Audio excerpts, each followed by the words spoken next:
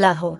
मुस्लिम league नून के रहनुमा और साबिक वजीर आबिद शेर अली ने हुकूमत से साबिक चीफ जस्टिस साकिब निसार के खिलाफ आर्टिकल 6 के तहत मुकदमा चलाने का मुतालबा कर दिया। लाहौर में प्रेस कॉन्फ्रेंस करते हुए आबिद शेर अली ने कहा कि इमरान खान का मुख्य दुश्मन साजिश में अहम किरदार है।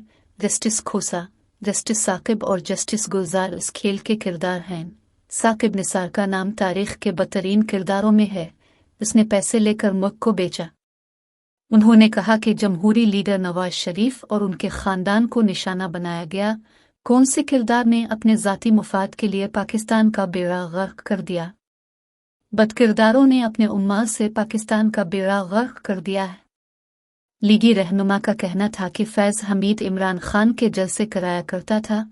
ये इंसाफ है कि हर रोज़ इमरान खान की ज़मानत हो जाती है। आज भी इमरान खान को नैब नोटिस को कालादम करार दिया गया। साबिक वजीर ने मुतालबा किया कि शहबाज शरीफ और पार्लिमान साबिक चीफ जस्टिस साकिब निसार के खिलाफ आर्टिकल 6 का मुकदमा चलाएं। साकिब निसार और उसके बेटे को गिरफ्तार किया जाए। आज साकिब निसार को जेल में होना चाहिए।